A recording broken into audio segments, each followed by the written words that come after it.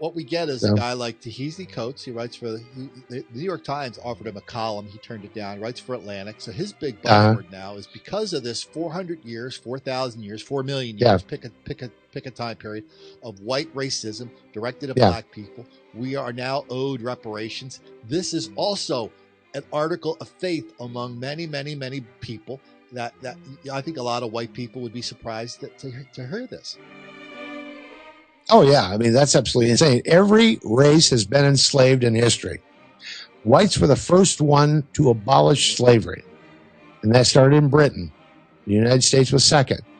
The first race in history of the world to abolish slavery was an Anglo-Saxon government. I was not aware of that, sir. Yeah, and it still exists only in Muslim countries and in sub-Saharan Africa.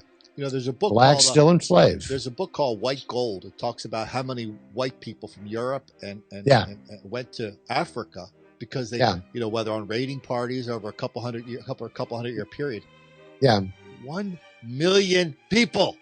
Yeah, I mean, people were writing. People that escaped wrote books about it, so we know what it was like there. So I don't hear a lot of people talking about that. Yeah, no, it's like, you know, the idea is one of the things when you do therapy with anybody is one of the worst things that they can have is resentment. That will put anybody's life in stall mode. As a matter of fact, it will keep their lives from moving on. See, I call what people learn in schools institutional resentment because they're learning institutional. They learn resentment. Resentment is like having resentment is like drinking poison and waiting for the other person to die. And the fact is, that is absolutely what blacks are fed a daily diet. They are told you will not think for yourself. Here's what the party line is, the racial party line is. Go with this. If you change it, free stuff will stop flowing from Washington and from the state governments. So we got to keep complaining, and you got to stay ticked off at anybody that's not black. So if you do a Google search for the term especially black people, your mailbox will soon be full up of stories from all over the country, every walk of life, about somebody saying something bad happens to this person or that person because especially black people. So how does the resentment begin at a certain time, or it's just mother's milk kind of stuff? Oh, well, this is an inventive thing. They've never been harmed themselves. Everybody in our lives, we've run across jerks in our life. We've run across people who said no. However, you know, it's nothing pervasive. It's the good Judeo-Christian tradition of forgive and move on does not exist in the black community. Hate, because, and I know I didn't suffer anything. I might have given admission to Princeton, but I still have to demonize a white person. You know, there was a story on NPR, This American Life. I put it on one of my podcasts. It was an African novelist, a woman. So as a young woman, she spoke, her diction was better than yours and mine could ever hope to be, period. Okay? Beautiful. So she comes to Yale and she's telling us, she wrote a novel, basically one of these semi-autobiographical novels that contain the scene. So she told her how it happened to her. So she's in class. One of the white students mentioned the word watermelon. So all the black students jumped on this guy with lots of anger and hostility. Afterwards, they surrounded her and they said, "Why weren't you angry with us?" And she goes, "Why? I like watermelon." And so, but here's the moral of the story. She said she became American because she learned how to be angry all the time. She thought that was like a major. Yeah, sure. She thought it was like a major achievement. But who's reinforced that behavior? Our politicians have. Stay angry, you get something for nothing. After Ferguson burned down and all the dust settled, Rand Paul went to Ferguson and talked to a couple of the black race hustling potentates and said, "We will make sure I will work to get Washington to start new school programs and trade programs out here for the black youth." Rand Paul. It's like he doesn't get it. Yeah, I actually did a story on that too about Rand Paul. I called him the dumbest guy in America on black crime and black mob violence. He's clueless. Because as a libertarian, he's supposed to be against collectivism. But basically, what he does is go to black groups and basically tell them, I will give you a better deal than you're getting. And so it's like, absolutely. I can't believe this guy. Rearrange those deck chairs on the Titanic. He's convinced himself that he's like the savior of black people in America. Absolutely. By basically giving them more free stuff. Yeah. Big egos are party free. Okay. There's no political identification for a huge ego.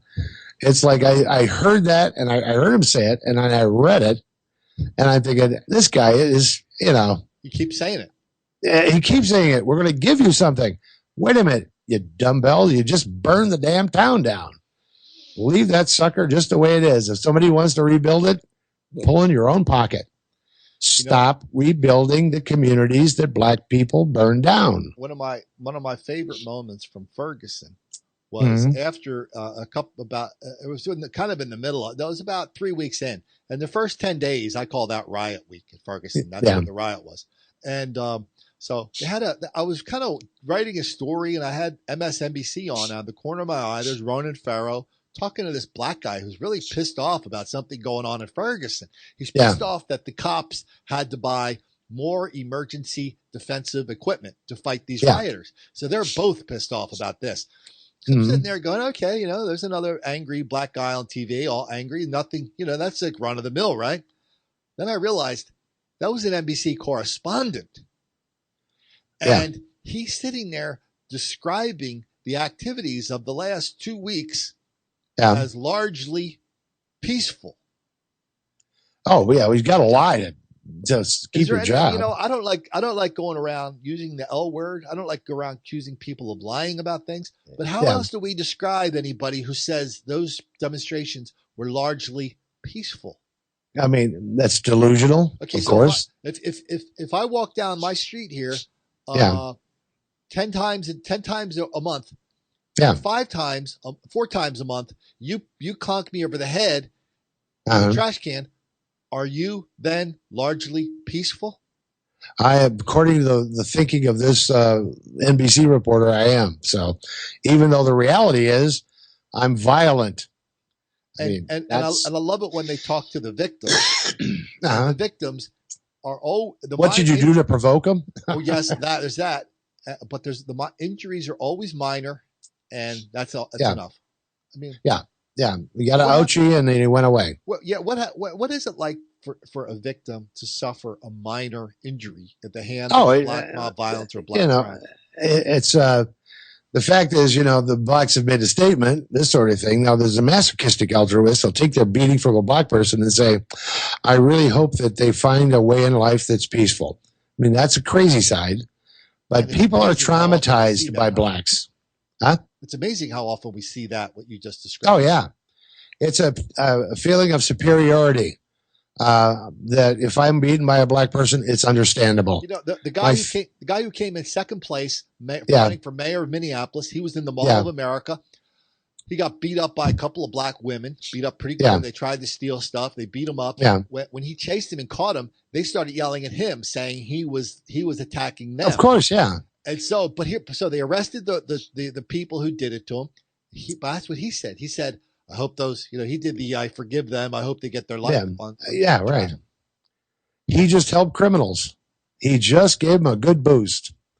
That's the pathological altruism. They know now they're living guilt-free as it is. They just, anything they do, impulse, they'll look at him as a weak white person. Weak as all get out. There was a famous rapper. I think her name was Azalea. She her big thing is reparations, and she told people over the Christmas holidays to track down the ancestors of people who owned slaves, go up to them and demand reparations. So we had this NPR producer. He produces documentaries for NPR. I forget his name. Yeah, but he tweeted to her. He tweeted to her going, "Hey, I'm such and such, such and such, and I'm a white guy, and I really agree with everything you say and do." She goes, "Somebody ought to kick your ass, you stupid ass white cracker." I know. They're looked at as weak and wimpy. It's absolutely a hoot. Again, as a people, if I'm real nice to black people, especially on the street, they're going to like me. We're going to get along. I've helped America heal race relations.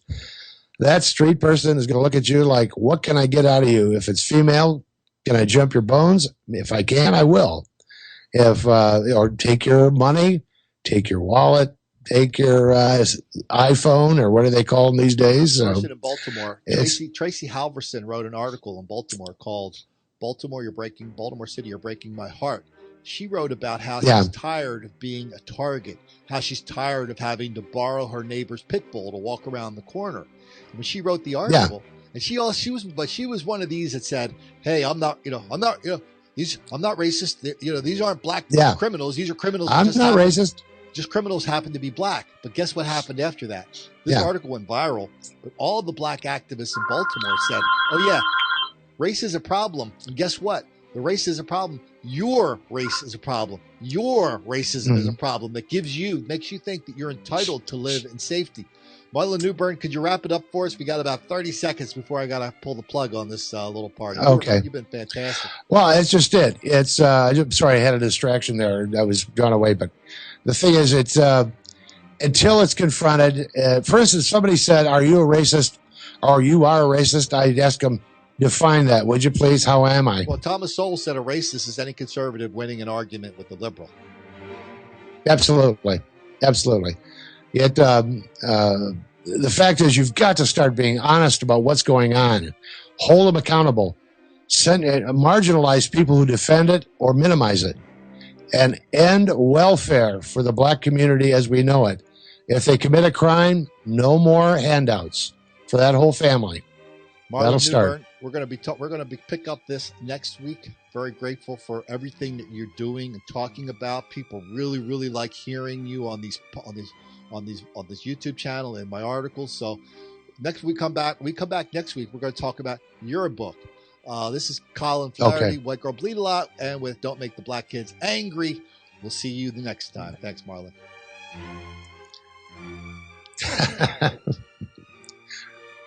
What do you think? You know what? Maybe I'm just delusional. I happen to believe what you were saying is unbelievably important. I do too. It is something that needs to be said.